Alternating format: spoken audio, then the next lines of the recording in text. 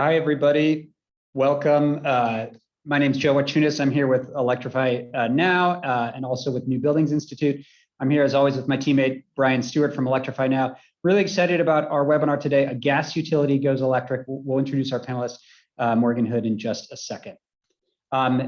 Everyone should have access to the chat, and we do encourage folks to let us know where they're tuning in from today. It helps get an idea of our audience, so go ahead and put that in if you're able to access the chat. We are Electrify Now. This is your first Electrify Now webinar. We are an all-volunteer organization that believes that electrification is the quickest path to decarbonization. And we boil our message into four easy steps. Number one, clean up your electric supply, of course, with rooftop solar, community solar, or your utilities local green energy program.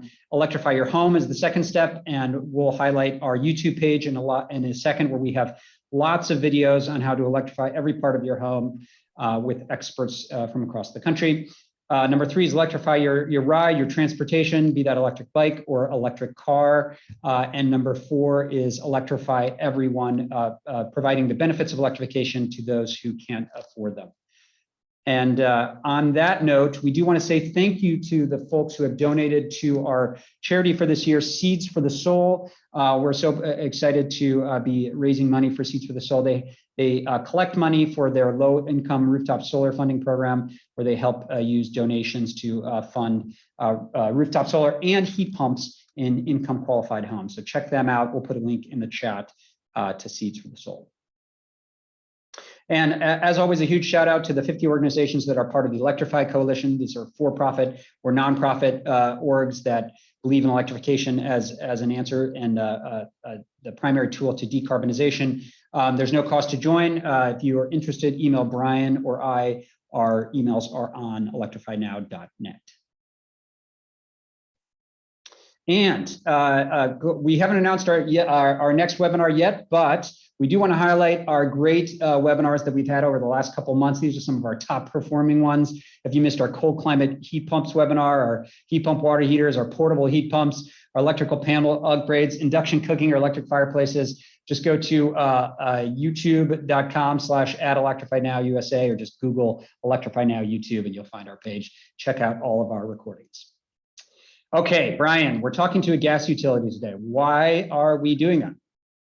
That's a good question. I mean, normally we're talking about electrification, all the things you can do in your own home. So why would we be talking to a gas utility? And I think it's fair to say that our relationship with the local gas utilities here in Oregon is a little bit, let's say, tense. And part of the reason for that tension is that, like many gas utilities, our local gas utilities market methane as a clean and efficient natural gas, when in reality, we see it as methane production and combustion is incredibly devastating to the environment. It's a major source of air pollution, and burning methane produces roughly a third of the total carbon emissions in the United States. So when they say that natural gas produces fewer emissions, what are they comparing it to? Most likely they're comparing their product to coal, which is a more and more irrelevant comparison every day, but they don't actually say. And in truth, burning methane produces far more emissions than wind, solar, or hydro, for example.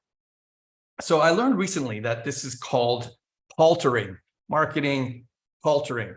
Paltering means that it's the active use of selective, truthful statements in order to mislead.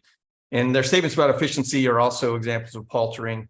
And there's some truths in that, but the idea of these statements is to mislead people into being comfortable thinking the gas is an efficient and clean fuel source, when that's not true compared to heating with electric heat pumps or cooking with induction, for example. And even with the grid, our electric grid, the current grid, the way it is today, these efficient electric solutions are much better. Not to mention, we have laws mandating that our electricity gets cleaner all the time. So the important context here also is that here in Oregon, we have what's called the Climate Protection Program, which mandates the gas utilities reduce their carbon emissions every year on this pretty dramatic curve, getting to 50% reduction by 2035 and 90% reduction by 2050. So now we're no longer in this realm of marketing speak, so to speak. We're now in the realm of regulated reductions, data, regulations, et cetera. So the gas utilities have been telling us this story that they're going to convert to renewable natural gas and other so-called clean fuels, synthetic methane, et cetera, that will enable them to keep pumping gas into our homes and reduce their emissions someday. And now this storyline is being tested against that chart I just showed you with the realities of the carbon reduction requirements that start today and the relative lack of availability of these alternative fuels in any meaningful quantities, their extremely high prices.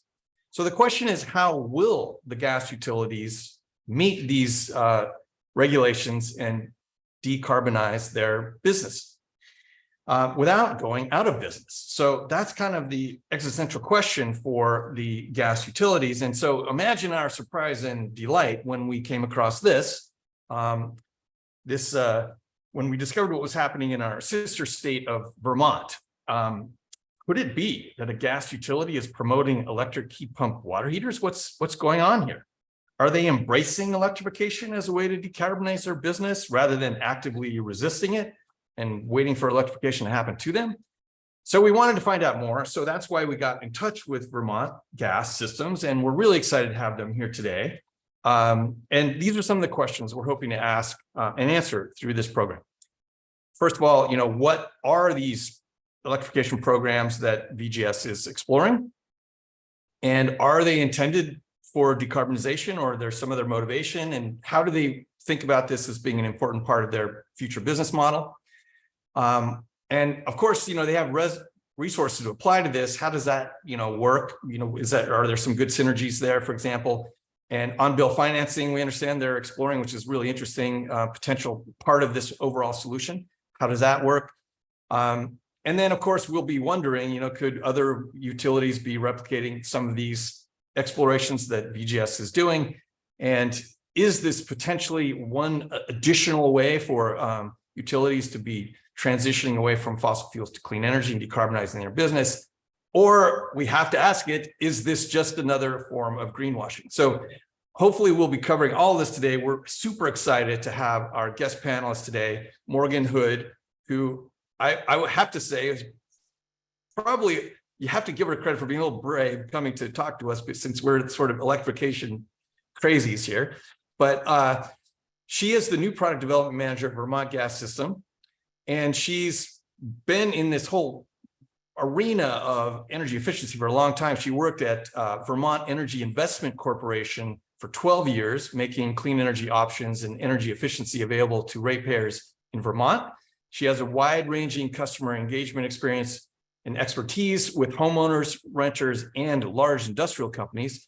And now she's bringing all that experience with energy efficiency and product development to her work designing and managing products and services focused on decarbonization, efficiency, and the transformation of the gas industry. So a very warm welcome to Morgan Hood. Thank you for joining us today, and I will turn it over to you.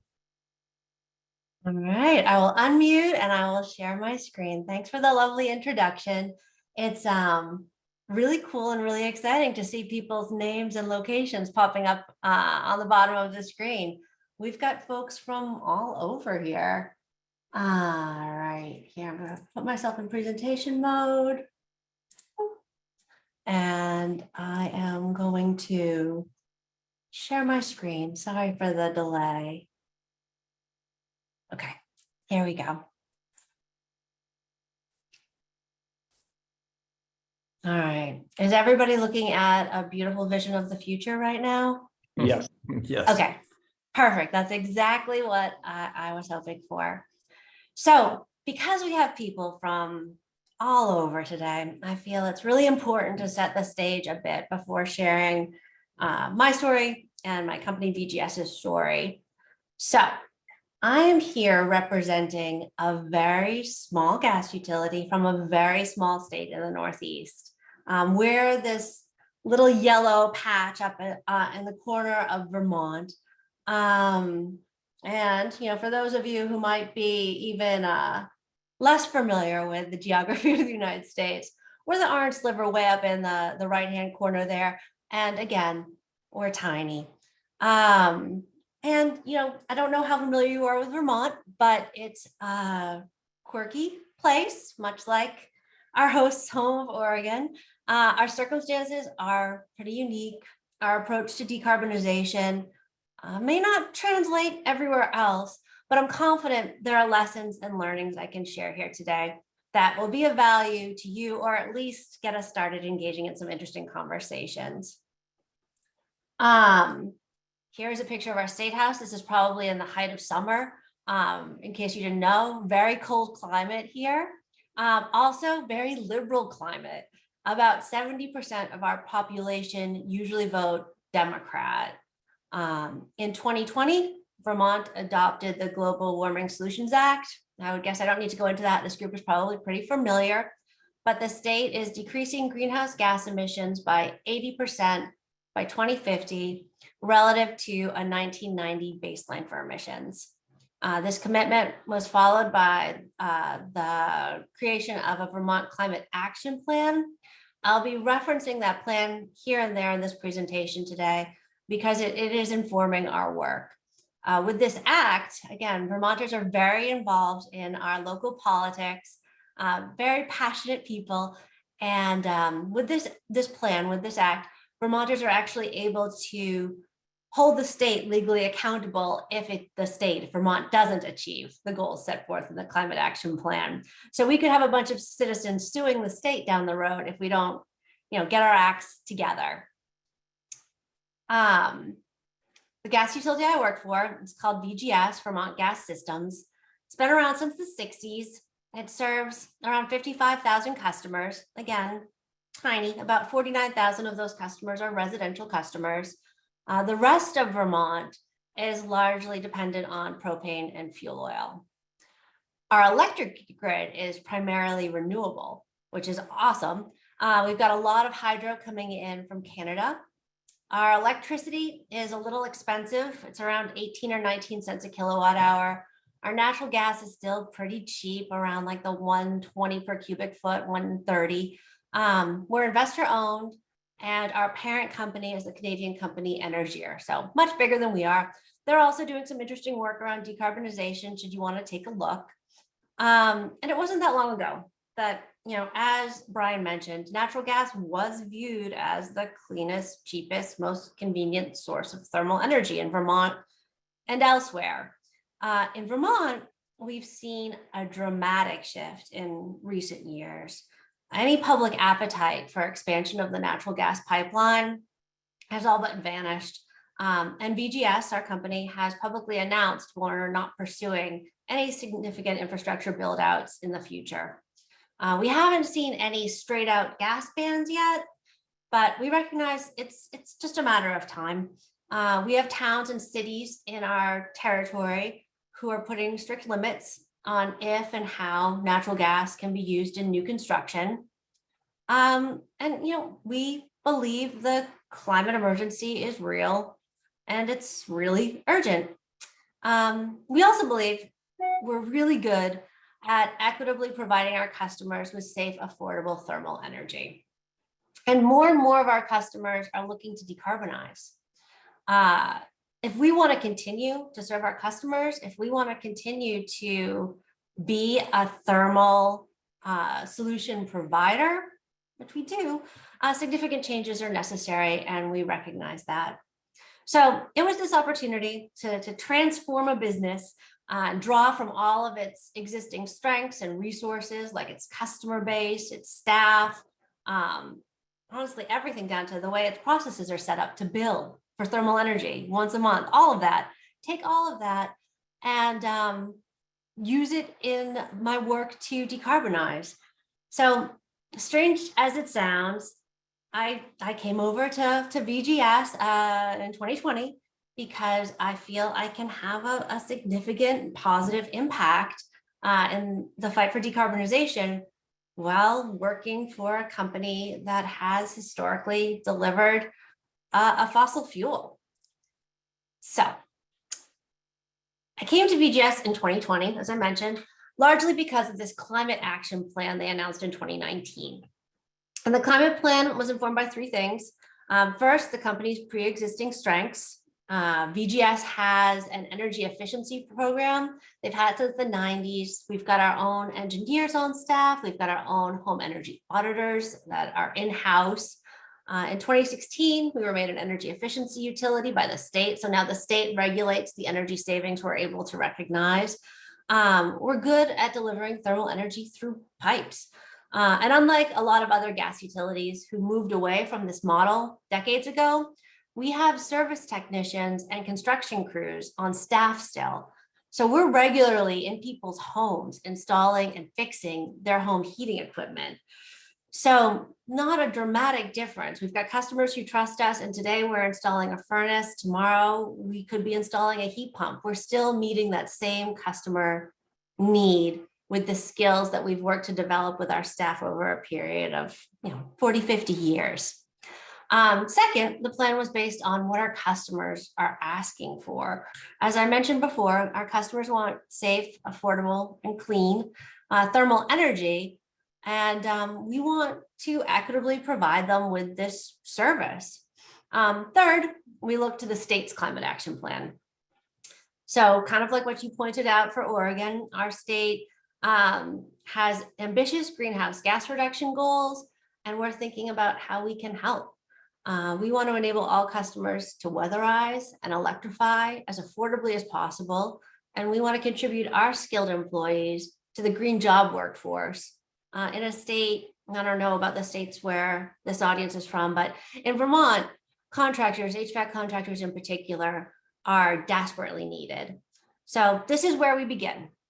Our climate plan has 3 pillars. The first pillar is energy efficiency. And this is a graph from the state's energy plan. So you can see we've got our work cut out for us, and we have workforce challenges, obviously, in the state. Houses in Vermont tend to be older, and many are in desperate need of weatherization. If we intend for heat pumps to carry the full heating load in this very cold state and displace fossil fuels effectively, affordably, and efficiently, we need to set these homes up for success with air sealing and insulation. This is my friend Wayne. He's in someone's attic. That's what he's doing. He's figuring out what air sealing and insulation they need. To that end, VGS has doubled its budget for energy efficiency and increased its rebates and incentives for weatherization dramatically, like doubled it for low and moderate income customers in particular. VGS is also the first utility in the state of Vermont to implement what is being called WRAP, which stands for the Weatherization Repayment Assistance Program. This program allows customers to pay for home weatherization and electrification upgrades on their natural gas bill. And customers who aren't ours, who don't have natural gas today, can pay for these upgrades on their electric bill. The program is structured so the payments remain with the meter, in our case, with the gas meter. So a home can change ownership and the payment will transfer to the new owner. It's also structured so renters, and this is an audience we oftentimes are challenged by because renters aren't going to invest in long-term energy efficiency upgrades or electrification upgrades in a property they don't own. But this is structured so renters can take advantage. They can pay for home weatherization on their utility bills only for the time when they're actually occupying the property. For a property or a project to be eligible for WRAP, it must save the customer at least 10% on their home heating bills. This is interesting. What we're going for here is we want customers to be paying less for weatherization upgrades and thermal energy combined than they were previously paying for thermal energy alone in their drafty old houses. Altogether, project managers have to have a cost recovery of 15 years or less, and heat pumps can be included in a WRAP project if they meet these criteria. WRAP, to me, feels like an important step in making these home projects accessible to a broad array of customers. And here is where my presentation gets maybe a little cutesy and obnoxious, but I want to really drive home this point. So, and I'll make it over and over again. This program, WRAP, could never have been designed or implemented without unconventional partnerships. So the idea for WRAP stemmed from the work of Vermont's Energy Action Network, This is a group of people, probably a lot like yourselves, who are working together to achieve the state's climate and energy goals, combination of nonprofits and businesses and public agencies. And to move their idea from idea to implementation, a group was brought together, and the group included VGS, and it included the state's electric utilities, and it included Efficiency Vermont, which is the state's largest efficiency utility. It also has ambitious decarbonization goals. And it included the Vermont Housing Finance Agency, who's acting as a bank for this program. And together, we designed this program, its process, and we thought about a customer experience we wanted to all be able to replicate for everybody across the state. So from this point forward, you can feel free to play Spot the Unconventional Partnership. You can make it a game. So I'm Morgan, sorry, can I interrupt? Can I ask just one question? Because that's so interesting. Of course you can. Is it about the picture of the animal friends? No, I'll ask you a question about that later, but no, it was more just about the wrap, this idea that the combination of the weatherization measures and the costs of those, plus your utility bills actually result in a lower payment. Mhm. I just wanted to ask, so are you seeing that actually happening? I mean, is that what's actually happening with this program? I know that was the intent, but we are seeing it happen with the weatherization measures pretty frequently.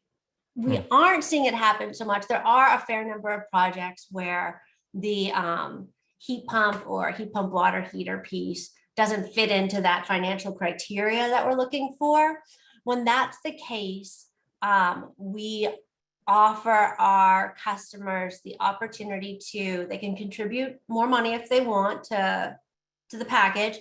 We also partnered with another bank with whom we've partnered for years to finance weatherization projects, who offers 0 to 2% interest rates on loans that can be combined with WRAP.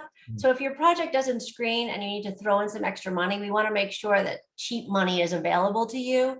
And then, of course, folded in with WRAP, the customer can take advantage of all the state rebates for heat pumps and heat pump water heaters as well. And I'll talk about those state rebates a little bit further on in the presentation. So with weatherization, yeah, we're seeing it. Our homes are that old and drafty that weatherization upgrades can be really cost effective here. The electrification, just because the projects have a longer payback period. And with electrification, it's not really, I don't know, I hope I don't ruffle any feathers here, but it's not about the payback in a lot of instances. It's about the decarbonization. And it's about figuring out the most affordable way to decarbonize, understanding that you'll pay a little more than you will for natural gas, which remains cheap for now. And again, when you're thinking long-term, the cost of our electricity and our fossil fuels it's going to change a lot in the coming years. So I'll tap into a few of those things down the road. And again, I'll share my contact information at the end of this presentation.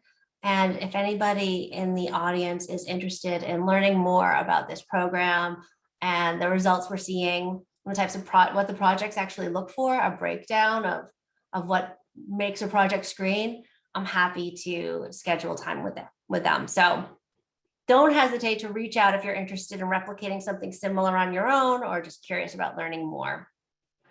Okay, so the second pillar of our climate plan, and this is one I'm not equipped to speak to all that well. It's not my area of expertise, but biofuels, and these are primarily biodiesel and RNG. And the state has goals like the state recognizes that our energy action plan needs to encompass everything we can think of and more things we haven't thought of yet in order to achieve the ambitious goals that we've set for ourselves. So they're throwing it all on the table. Let's see. This is where we began. So Vermont had more cows than people until relatively recently. Again, that gives you some idea of our state. I think we have 650,000 people. That might be an exaggeration. We still have a lot of cows. They produce a lot of waste. So back in 2016, VGS began a collaboration with local college, Middlebury College, Vanguard Renewables, and a local farm, Goodrich Farm. And the project began as an effort to demonstrate methane capture in the agricultural sector. And then, between 2016 and 2020, it evolved into being what's now the largest renewable gas anaerobic digester in the Northeast. It delivers RNG created from farm and food waste directly into the natural gas pipeline. About 2% of what we have in our pipeline today is RNG. Within a year, it looks like with projects that are taking place around the state, it'll be around 14%. So it's a contributor, but it's not going to get us all the way to decarbonization. VGS is also working on a hydrogen project with a large industrial company who currently trucks in gray hydrogen from Canada for their process. So this hydrogen project will generate green hydrogen on site, and the hydrogen will be used on the facility's campus, and there's no intention for it to be fed into the natural gas pipeline. So it's more of a district approach to energy that's necessary for, specifically our large industrial customers for whom electrification isn't an easy option. There are people at VGS who can speak far more in depth on the topic of alternate fuels. So not the focus of my work, but I'm happy to put you in touch with anybody should you want to go deeper. All right, so this is the part that I'm assuming you guys are here for, and this is my part, my favorite bit. This is my day-to-day work, and it's where my heart is. VGS calls it in-home solutions. Although huge carbon reduction impacts can be realized through, a single project with large commercial industrial customer, I like working with the little guys, the people who are looking for affordable clean energy solutions for their homes and small businesses, people who might not have a lot of money to invest in decarbonization solutions are my area of focus. So my department at VGS it's a small one, but it's well supported with help from people across the organization. We approach identifying and designing these in-home solutions like we play a product designer. We aim to steal the skills and tools that the best product designers out there use, the ones who bring you Nikes and Coca-Cola.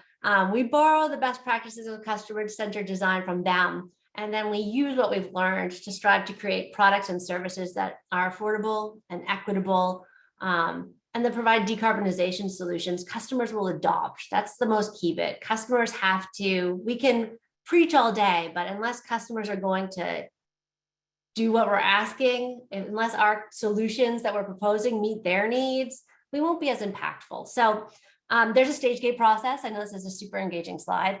For every product or service we explore, the purpose is we welcome in an abundance of ideas from across the organization, from our customers, anything that's an in-home solution that's going to help folks decarbonize. We evaluate them all. And then the aim with the stage gate process is to kill the lousy ones like real fast, so you can move on to the ones that will be impactful. By far the most important part of our in-home solution design process is engaging with the customer. So we spend a lot of time out in the world learning from people who like us and people who very much do not like us. We work with people who have vastly different motives. So people who may not care about climate change, but we can move them toward decarbonization, tapping into other key motivations. Our products and solutions aim to solve problems the customers voiced. We want to take their concerns into account with what we do. And again, we want them to want what we offer, and we want them to use it. And as I mentioned earlier, many of our customers want to decarbonize. So when asked how important is it to you to heat and cool your home using clean energy, when we asked this of our customers, here's what we saw. So increasingly important and extremely important ranked high. And this was a survey of about 400 Vermonters. So significant survey numbers. Our customers care. What's even more informing my work is when customers were asked if they would be interested or open to spending a little more money to heat and cool their home using clean energy, 62% were at least somewhat interested. And this is at a time when, the economy hasn't been too great. And they're still thinking, I would be willing to spend more in order to achieve these goals. To that end, here's what we've been up to. First thing, these are our state goals around heat pump water heaters. And we just feel VGS is a great place we're in a great place to help with this. We've been leasing and selling and installing and servicing natural gas fueled hot water heaters since the 1960s. With our customers wanting to decarbonize, it just makes sense to add heat pump water heaters to the existing product offers. So here's how we made it work. Another unconventional partnership alert. We wanted to help, I kind of got ahead of myself there. So we wanted to help all customers access heat pump water heaters. And to that end, we collaborated with our state's electric efficiency utilities, and we designed a process where we integrate the state rebates into the sale and lease cost of the heat pump water heater upfront. The customer doesn't really have to engage with it at all. We are then reimbursed by the efficiency programs later on. This can serve to buy down the monthly lease cost. So it's comparable with a natural gas hot water heater. You're paying about the same amount per month to get either or. A customer who might not have been able to afford the upfront cost of a heat pump water heater can now get a heat pump water heater and have it be billed, incrementally on their natural gas bill. This is the coolest side because, we're not all sunshine and rainbows here. It also has to make some business sense. Our state public utility commission allowed VGS to go outside our pipeline customers with this offering. So now we can, customers who are heating their water with resistance electric, or propane or fuel oil, they can take advantage of our service. They can buy or lease through us. We know we're not going to be expanding our customer base with natural gas customers in the future. So here we've been granted the authorization to expand our customer base, offering electric thermal solutions. And here's what the pricing looks like. So you can see it's the monthly lease cost with the rebates built in is pretty reasonable. And when you think that you could just throw that on your natural gas bill and have a heat pump water heater, it could be fairly attractive, especially when you're going to be leasing a water heater anyway, and the natural gas water heater is comparable. If you're in a home that's well set up for a heat pump water heater, which lots of homes are, there's just no reason not to. And, again, to be completely transparent, not every gas utility is set up to do this.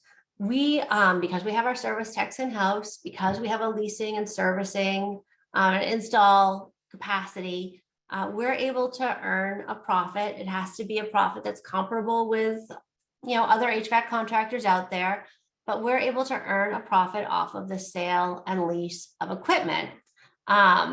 Because we're able to keep it all in-house.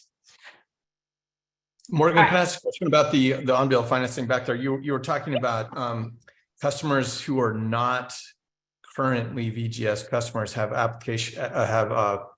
access to this program. So if they choose to do this, does that then make them a VGS customer? It does, but it doesn't make them. It makes them a VGS customer, but they're not a pipeline customer. Gotcha. They become a VGS customer, and they get a VGS bill for their lease cost per month. And of course, they aren't billed for natural gas because they aren't receiving any from the pipeline. I think that's really interesting because essentially it's it's potentially a way to get more customers for you. I mean, without selling more gas. Which is interesting. Yeah. It's really interesting. It's really interesting to me. And, in states where perhaps there are a lot of HVAC contractors already who are looking for work, the Public Utility Commission or whatever the state's equivalent may be, might not be receptive to this idea, because then you'd have a natural gas utility competing with the marketplace. The circumstances in Vermont are such that we have a real shortage of HVAC contractors. So there aren't people around to install or service or maintain this equipment. So anything we can add to the mix that will help the state achieve these ambitious goals around electrification, they're open to.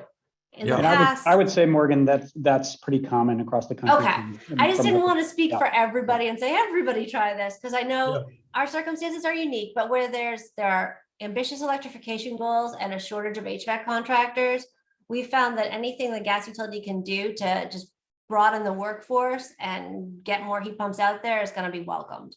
Yeah, but That's our also personal the experience. on-bill financing thing, you're not going to see that from, your standard HVAC installer. So I think that's that taking the upfront cost away, having the utility, the scale of the utility with the financial resources they've got to be able to make that happen is a really critical piece of, I think, of this sort of transition and getting over some of the hurdles that are typically out there that this program would do that way, which is pretty interesting. Yeah. It's absolutely one of my favorite bits. It's like, I think I mentioned this earlier, it's taking these resources and strengths that the utility has and just reallocating them, using the same skilled workforce, using the systems that we already have in place to offer our customers, honestly, something that they're asking for.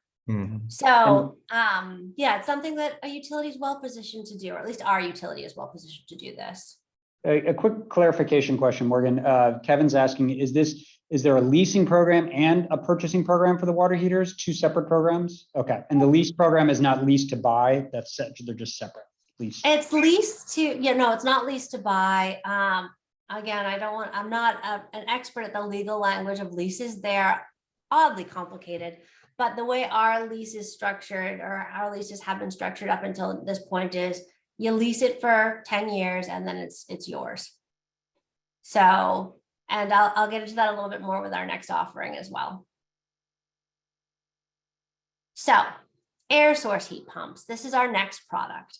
And here's what the state is planning. We've chosen to focus on centrally ducted heat pumps initially. So this is our heat pump phase 1, because they integrate with natural gas furnaces. So we can kind of justify our working with them, and they can easily be controlled with a smart thermostat. So over the years, we've looked at the natural gas consumption of natural gas customers who've installed heat pumps, and we found that their natural gas usage has decreased really insignificantly. Again, gas in Vermont is inexpensive. So customers appear to be continuing to use gas to heat and installing heat pumps primarily for cooling, often in places where there was no cooling before. With our program, we're working with customers to determine the thermostat switchover point, and we're looking at the customer's budget, and we're looking at the customer's goals around carbon reduction. So every heat pump we install, every centrally ducted heat pump we install, includes a smart thermostat as well. And then we have an opportunity to discuss with the customer and educate the customer on the cost and the positive decarbonization impacts of using your heat pump to heat your home in a cold climate, because there's still a bunch of education customers need on that front, we're finding in Vermont anyway. And there's a bunch of education that our contractors actually need in Vermont about setting heat pumps to provide heat throughout the winter season.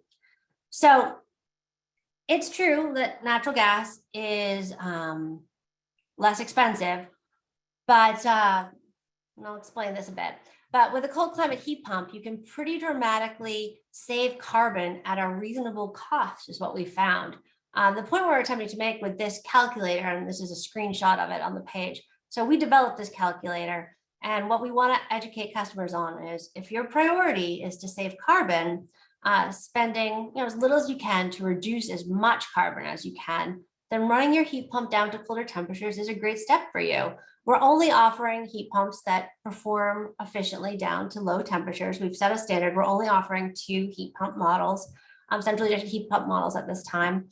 And then we'll be monitoring the customer's gas usage for the next 2 years following their heat pump installation, because we want to see if this information, this calculator of how much carbon they can save and what the anticipated cost will be. We want to see if it impacts their behavior and how they choose to operate their system.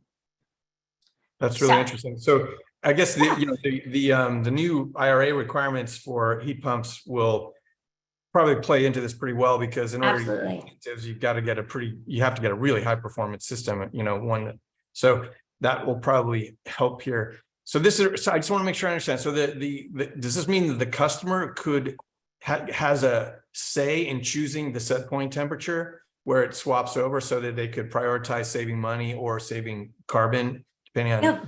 personal preferences? Is that what you're saying? That's exactly what it does. And I think the most value, and we're right now working with our developer on a version of this calculator. So this calculator that we've worked on so far pulls in the actual customer's gas usage, pulls in their electric usage, and runs the calculation for them based on their home's historical performance.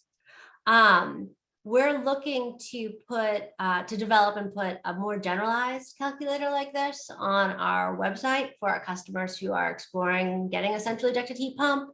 We want to show them how that relationship between cost and carbon works, and how impactful operating your heat pump in the winter can be if your goals are decarbonization.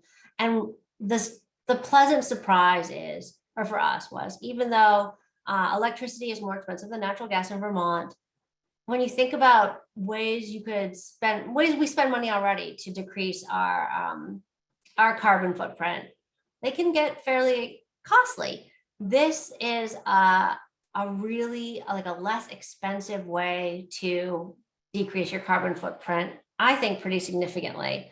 And that's my takeaway. I'm not going to tell a person who's struggling to pay their natural gas bill that they need to do this. I think there are public programs that I'm hoping will help those folks over time. I'm telling people who have a little extra money to spend and want to decarbonize, then this is the best place to start.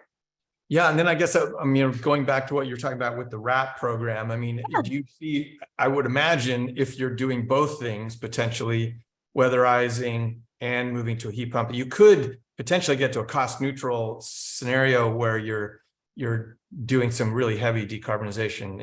Was that fair to say? That's the goal. Again, I love that we have all of these resources for customers in-house, so we can connect the programs for them. And I love that we have established these relationships in our state as well with the environmentalists, with the energy efficiency programs, because, and again, I'm getting off on a slight tangent here, but I think this stuff is challenging to a lot of customers, figuring out how to move these projects forward as affordably as possible. Then in a timely way, and to access all the resources that are potentially available to them. So I view part of our role as connecting the dots for the customer, making sure the customer is familiar with funding that might be available through the IRA, for example, the energy efficiency rebates. Let's put them right on there so the customer doesn't have to go out and figure out, I can get this rebate from this group, I can get this rebate from this group. Let's put together a package. Because otherwise, I think a lot of customers, don't necessarily have enough hours in the day, and they could find putting all the pieces together daunting, and it could cause them to stall. So that's another important piece of my work. And that's another reason why these unconventional partnerships are important, because you can connect all the resources for your customer and help them move forward when maybe they otherwise just wouldn't have had the bandwidth to be able to. So, just like with heat pump water heaters, we've once again partnered with the efficiency programs to integrate the state rebates into our sale and lease cost. We also, this is interesting, and this might be applicable to other gas utilities more broadly. We've also partnered with local HVAC contractors. So should the demand for heat pumps grow beyond the capabilities of our in-house install crew, we have an agreement in place where we pass along pre-qualified projects to local HVAC companies. When you think about it, an HVAC company has to go out and quote projects and see if a home's suitable all the time. And I don't know, maybe half the time that results in a project and a sale. We're saying we'll do that part for you. We'll just hand you the project ready to go with a committed customer. And so the customers get the guaranteed project, and the customer still gets access to our leasing and servicing programs. So as demand for heat pumps grows, I think we'll be relying on these relationships with HVAC contractors even more and be working to pre-screen projects for them. A tiny aside, I can't say this is universal, but we've seen a lot of heat pumps fail in Vermont due to a lack of just general maintenance. So our lease includes the service and annual maintenance of a heat pump, and customers who purchase these centrally ducted heat pumps through VGS can also purchase a service plan. It's we're looking at like $30 a month. So we want to keep these units performing efficiently for their full useful life. We're seeing a lot of clogged heat pumps that are piled with ice and snow, or it's allergy season and the poplars are all blowing into them. They perform poorly and they die early, and that just doesn't help anybody. So the maintenance is key to our program too. And it makes sense when we're leasing it. Of course, we want to maintain equipment we own, but the service program might make sense for customers, because again, with the contractor shortage in our state, there's also a shortage of contractors who are available to service equipment when it needs repairs. And because we're a gas utility, have a 24/7 phone line and service techs who are available between 8 and whenever every day. So it's a unique advantage, and it's I think a cool thing to bring to the marketplace. A side note, this is our pricing as of today. So we've got the lease costs, and then it breaks down into the different rebates with different electric utilities in the state. But our purchase cost and our lease cost with different utility rebates built in.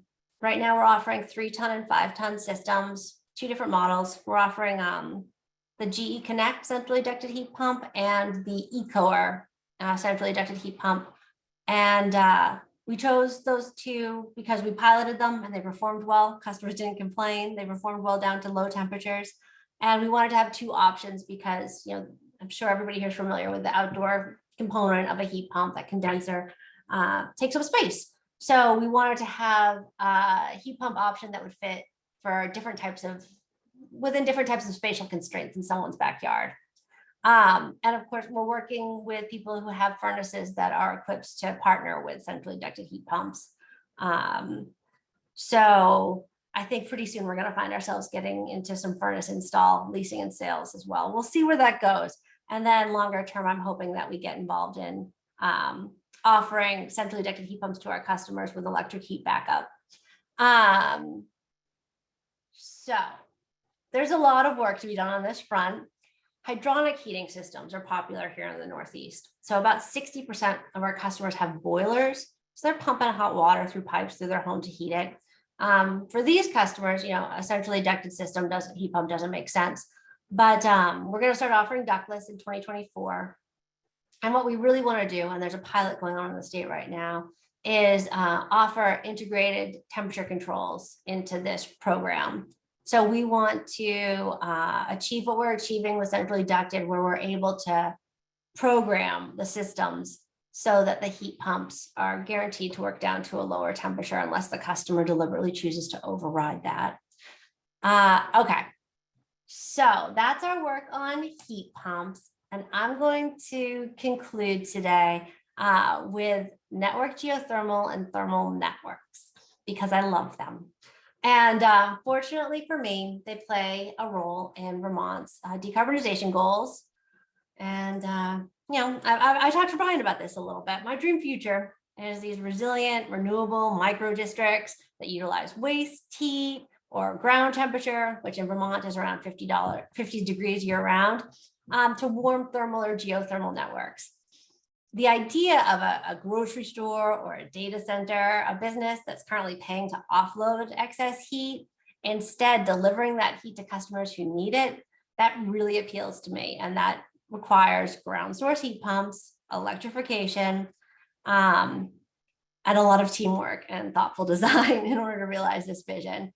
Hopefully, maybe I'll be able to help achieve it in the length of my career. I'm not going to be able to retire until I'm like 200. So I have time. The load with geothermal is steady, so it electrifies without contributing to peak. I know concern with peak varies from location to location, but here in Vermont, we're very much renewable until we hit those peak load demands. And then our electric grid is pulling from some dirtier energy sources. They're pulling from natural gas generators out of state, and then, losing the efficiency along the way.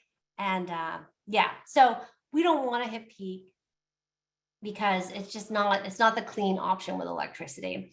So my thinking is, with electrification, investment in infrastructure upgrades, like the generation and the distribution, are inevitable over time.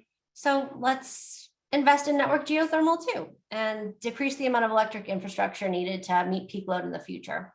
There's a report out of Canada I'm happy to share, and it evaluates the long-term costs to electrify everyone in the country with air source heat pumps versus the cost to electrify everybody with ground source heat pumps.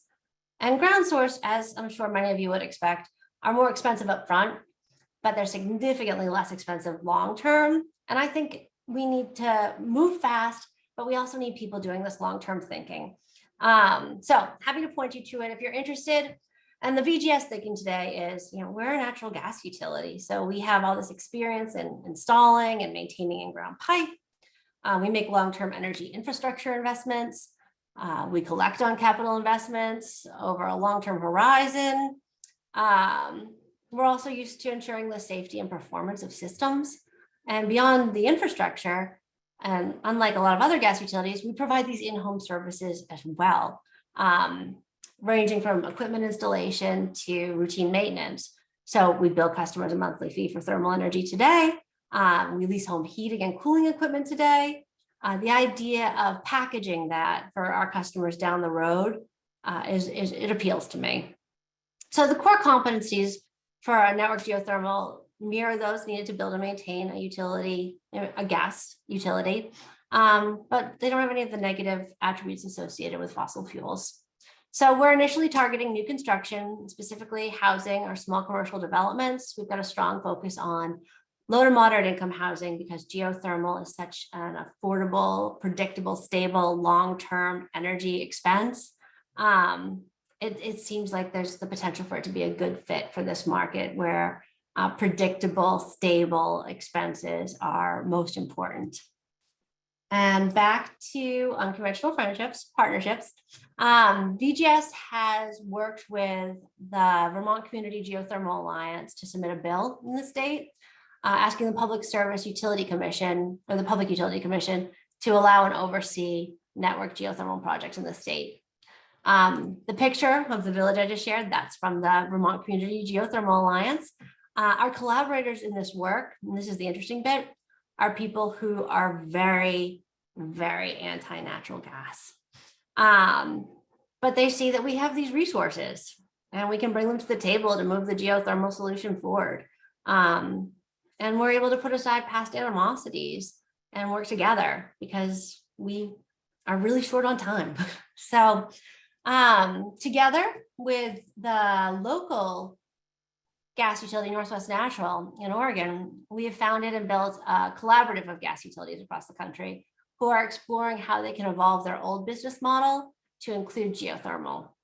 Now, the members of this group include lots of vice presidents and senior managers. So that conveys to me that folks are taking this opportunity seriously and they're investing resources and time in exploring it. So I take hope. And this is my final unconventional partnership. And I just really like these folks, so I wanted to focus on them for a minute.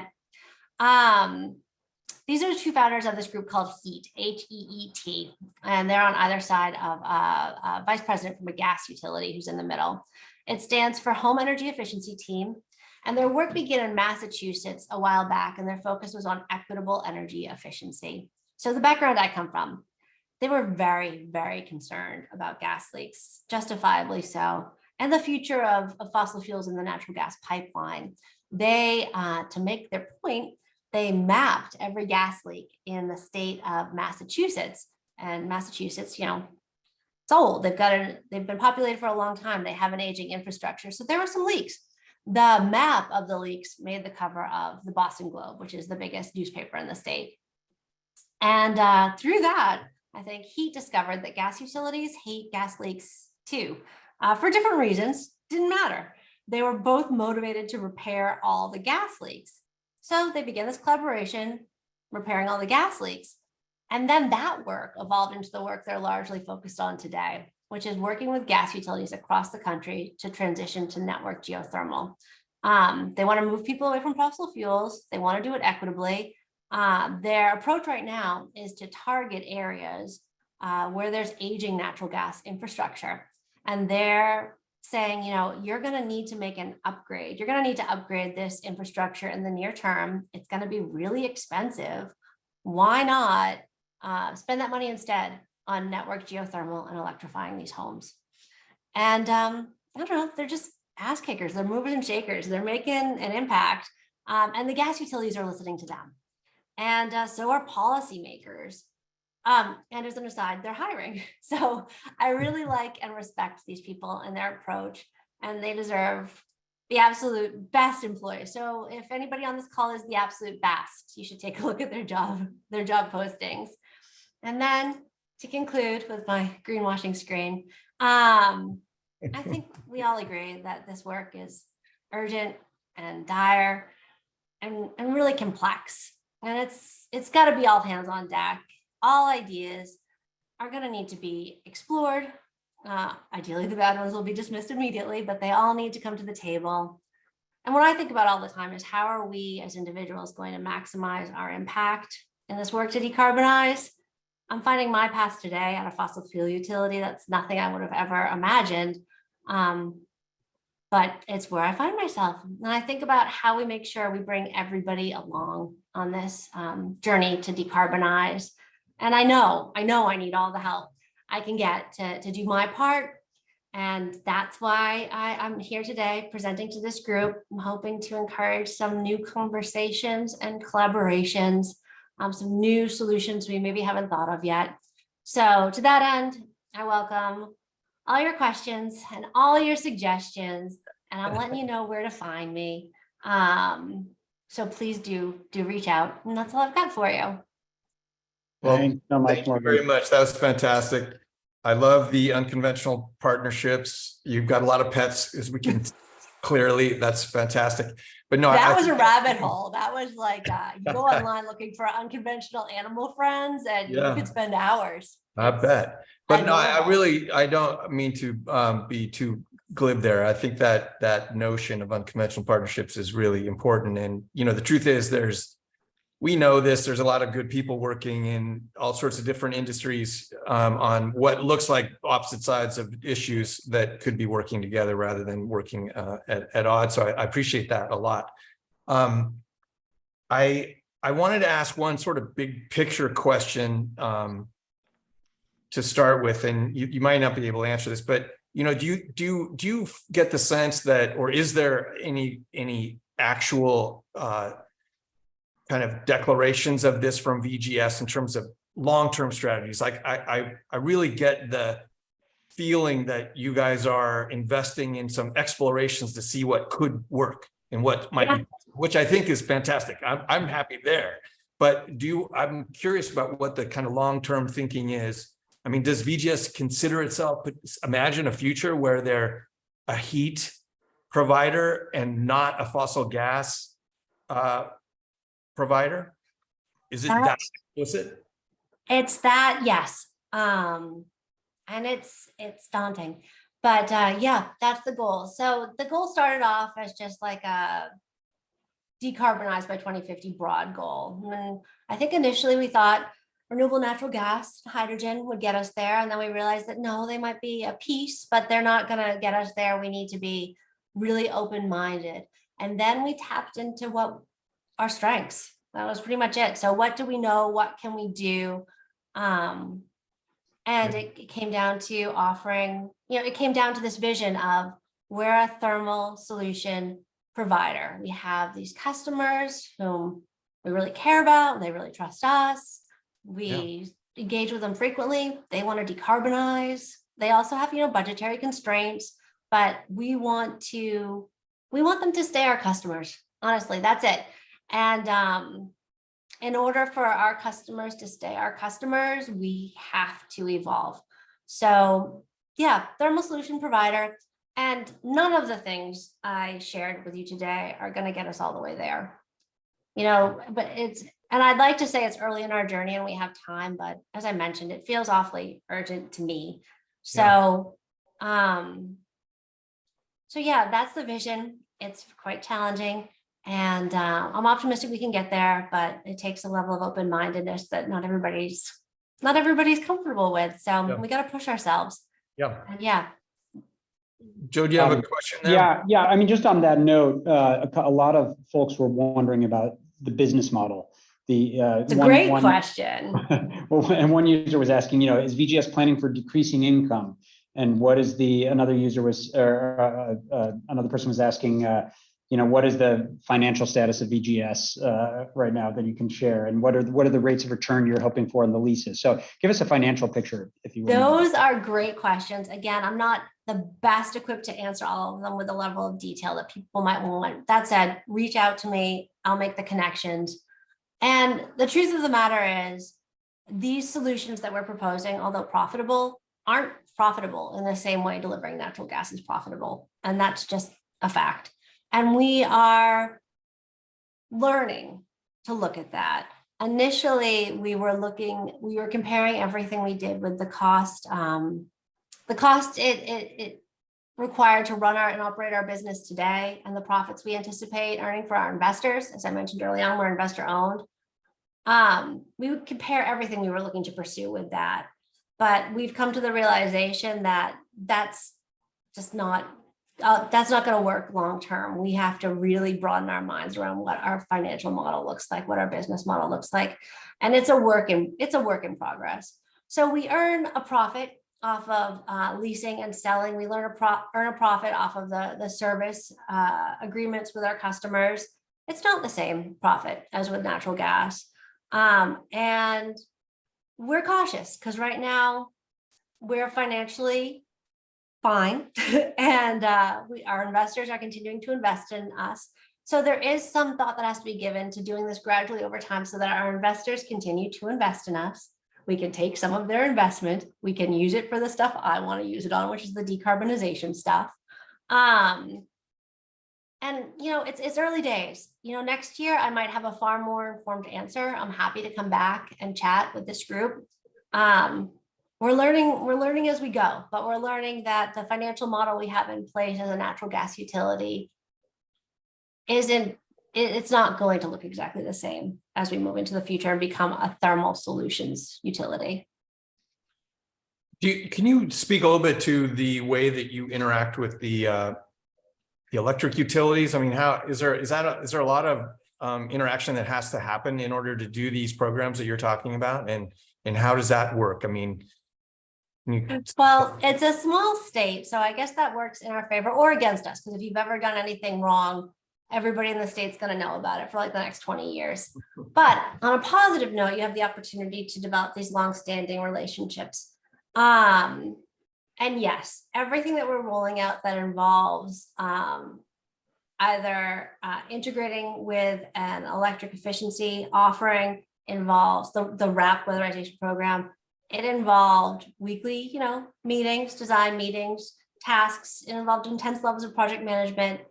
We had to really engage as a team on the end product, and we had to sort of take off my VGS hat. We were all working together to develop a product for a broad customer base.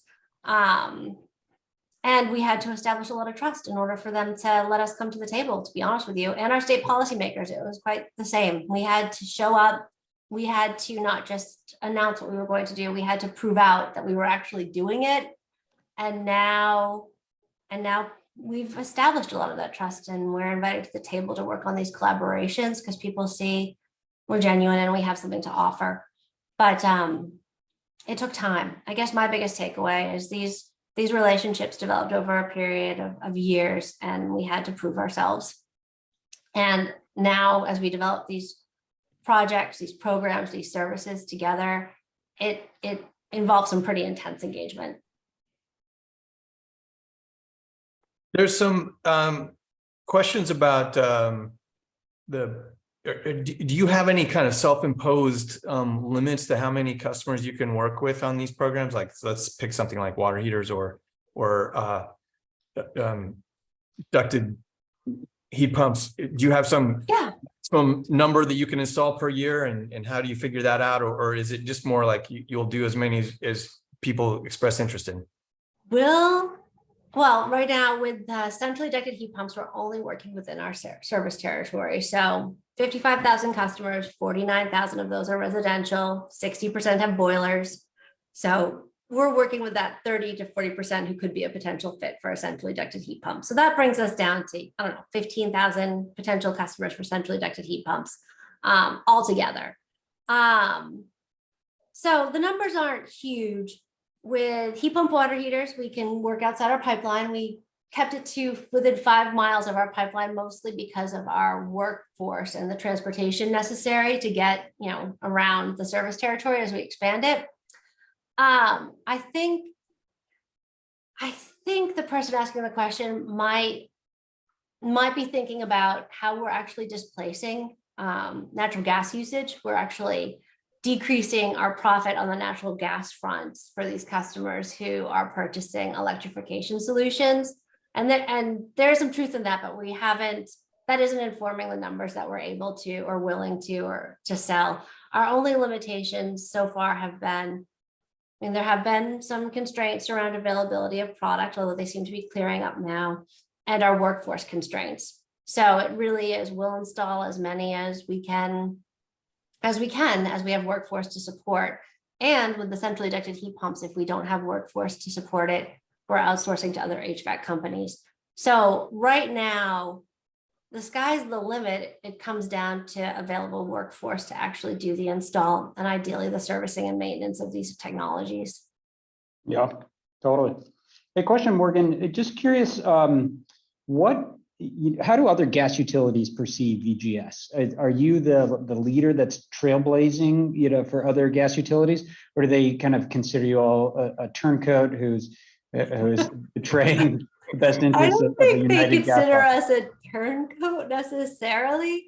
I think it depends. Lots of people want to engage with us, and there are other gas utilities who are doing really interesting work. I think of like Fortis BC, I think of Northwest Natural, I think of, there's a ton of geothermal work taking place in all of Con Ed's territory. So all of the gas utilities feeding New York.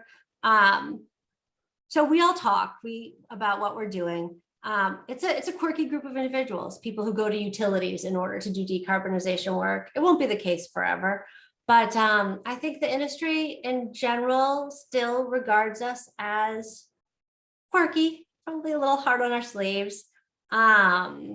We have to, I think customers have to demand decarbonization, obviously. And I think our job as a utility transforming is not so much, we need to model the decarbonization impacts we're able to have, but we need to model the business case for it. So we're working to do that. But again, it's early days. But if we can model the business case or the financial case for evolving a gas utility this way, then I think people's ears will perk up. Maybe we'll be leaders. Right now, we're interesting. But I have a follow-up question on that, Morgan. So you are definitely interesting. Yes. One of the things that seems like a real important question for the future of gas utilities, and that what you've been talking about could play into that, is that we all know that these systems that are in place today with pipes underground require maintenance. Sometimes they require millions of dollars worth of maintenance in order to just keep them in service, without even talking about expanding them. Yes. So the whole conversation about, those costs, which are typically amortized over 50 years or so, and that seeming like a kind of increasingly uncomfortable equation to be contemplating. So the idea of potentially avoiding these costly upgrades with some of the measures that you've just talked about, are you piloting anything like that, where potentially you could avoid, like say, upgrading some certain section of pipe by electrifying more people in that area or something like that? Have you explored that? I love that question. And I think we will move in that direction. That said, VGS is kind of young as far as a gas utility goes. The fact that we've been around since the 60s and all of our pipe is new. So, and it's the least leak prone, most efficient pipe you can get today. So we're not looking at any significant infrastructure upgrades of our system in the near term. I mean, it's pretty far out. That is definitely not the case for our older gas utilities who have to make these pretty serious investments all the time because they've been, relying on the same infrastructure to provide natural gas to customers for a lot longer than we've been. So I think we'll come to that. But I think other gas utilities are going to be contending with that far sooner than we are. And I think it's really interesting that HEAT, the organization I mentioned at the end, is taking that approach. You could spend X to upgrade infrastructure, or you could spend Y, and you can put in new infrastructure that your folks know how to install, and you could figure out how to operate it. Making that comparison, giving gas utilities that option. Like, you're not going to lose your customer. You're just going to deliver thermal solutions to them differently. And Eversource is doing a community geothermal project, I believe in Framingham, Massachusetts, that's working this way.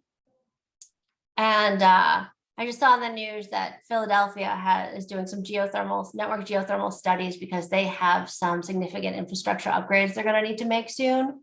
So, and then there's also the idea that I like of not everybody on the natural gas pipeline is a profitable customer. There are some people who are way out on the end, and we're spending a lot to get natural gas to them.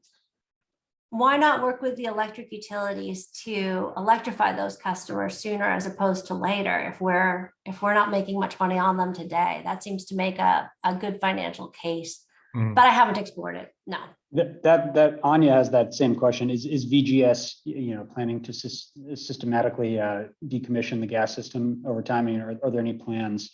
We haven't announced any plans, and there are a lot of customers who rely on us, especially our low-income customers. So it's going to take a really, really thoughtful approach. Right now, I don't know if this audience would have thought much about as more and more people can opt to electrify, as especially the people who can afford to electrify, there'll be fewer customers on the natural gas pipeline. So they'll need to pay more for natural gas. So one of our big concerns is the people who are stuck on the natural gas pipeline will be paying far more for natural gas. We weigh that. It's just, I don't have any easy answers. It's really, really nuanced because we want, again, like I mentioned at the end of the presentation, we don't want to leave anybody out. So we have to be cautious and thoughtful in our approach. We certainly don't want to put any of our large industrial customers, who provide jobs to so many people in the state, out of business. It's going to be a case by case. I can say today we aren't looking at pruning back our natural gas pipeline. I can't say that that's not what the future holds in store, though. Gotcha. Great. I know we should probably wrap up here, but this has been great. I know we got a lot of good questions here. Could you just remind us the name of that kind of consortium that you've flashed up on the screen there? Is there a name for it? I don't know if I told you the name. It's the Utility Network Geothermal Collaborative. No public presence at this point. We're actually, a lot of us are meeting at the New York Geothermal Conference in Albany next week, which I hear is beautiful this time of year. So we'll be meeting. We're deeply engaged with this group, HEAT. We're deeply engaged with the utility commissions in our, in the places where we do business, because ultimately,